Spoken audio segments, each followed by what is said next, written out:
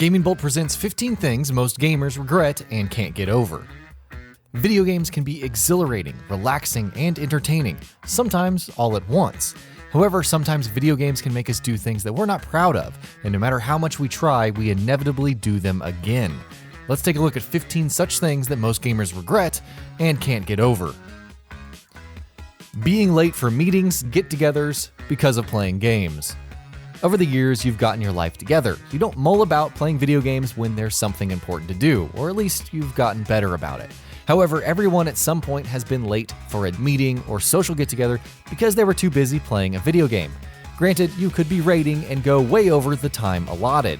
Nevertheless, having to explain that you're late to a gathering because of a video game rarely goes down well. Tantrums and swearing. There are umpteen reasons to get angry at a video game. Not able to finish a tough boss fight. Angry at a Dark Souls boss for hitting you even though you clearly dodged.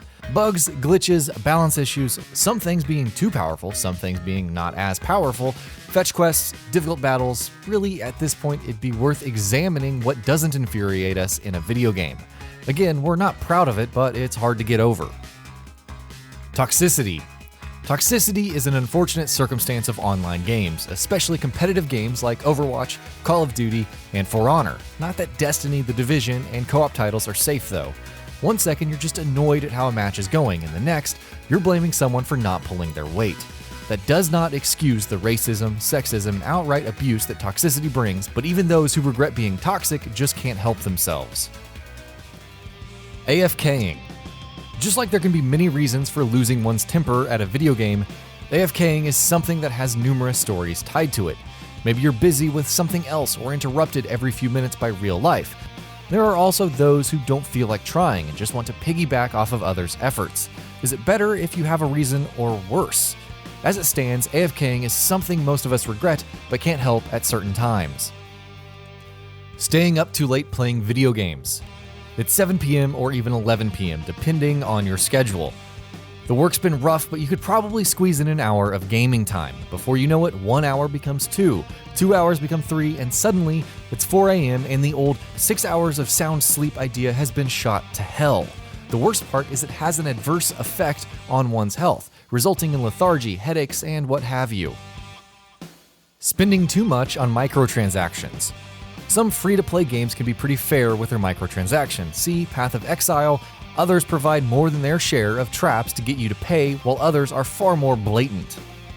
Regardless, there are times when you just want to splurge on your favorite game and either pick up a loot box or 50. It's human nature to go overboard, but when you realize you've spent roughly $250 just to unlock cosmetics, that too dictated by RNG for Overwatch's latest event, there's a fair share of regret that comes with it. Buying too many games on a sale.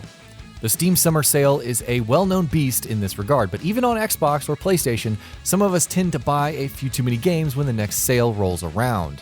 The recent Steam Summer Sale, where you could spend $100 to pick up 15 to 20 quality games, is a good example. It's a steal though, right?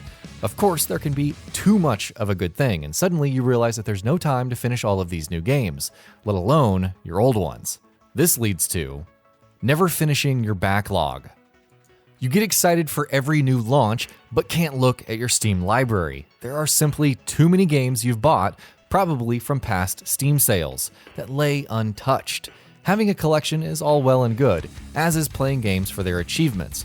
Quite frankly, anything is better than doing nothing with these games. It sucks, but for better or worse, we're not going to stop anytime soon.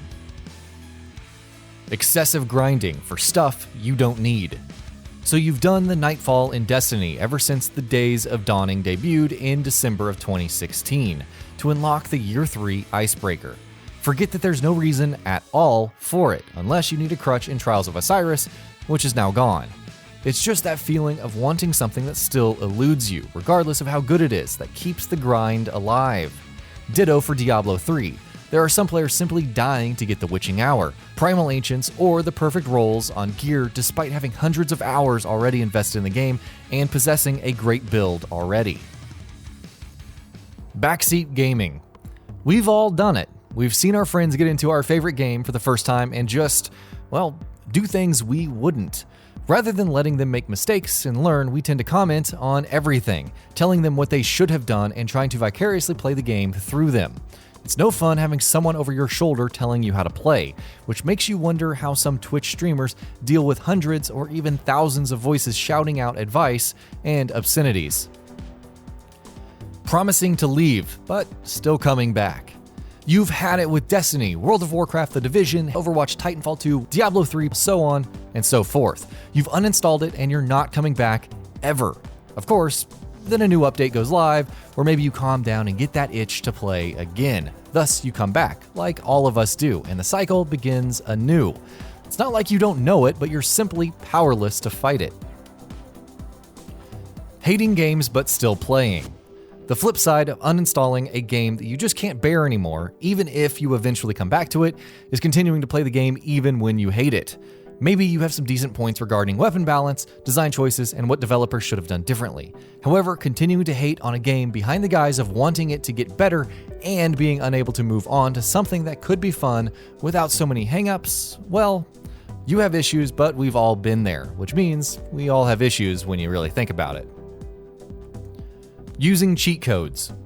In the old days, cheat codes could be a bunch of things, unlocking infinite ammo, invulnerability, or insane amounts of damage. Nowadays, they could be relegated to the command console and used for the same infinite ammo, tons of storage space, every item in the game, you name it. Granted, it does take away some of the challenge, but how can you resist one-shotting everything in Skyrim or Fallout, much less having infinite storage space and never being encumbered? Easy mode and guides. We can make some concessions for people who want to play on easy mode. After all, sometimes you just want to sit back, enjoy the story and gameplay without having to work too hard for it. Then again, when you play on normal and look up a guide, that too for puzzles and turn-based battles where the real joy comes from solving it on your own, there are a few things that can sting afterwards, especially when you ace more difficult puzzles later. Constant reloading. Ever had those moments where you fired a single bullet, killed an enemy, and then reloaded, most likely with an assault rifle? There's a lingering thought in one's head during these moments. It's usually, well, what if I needed that extra bullet? In some cases, it's understandable, but for the most part, manically reloading after every shot, every kill, and every stray bullet in an FPS is something we just can't get over. And that'll be about it for this one. If you guys like what we're doing at GamingBolt, please consider subscribing to our channel, and I'll see you guys on the next video.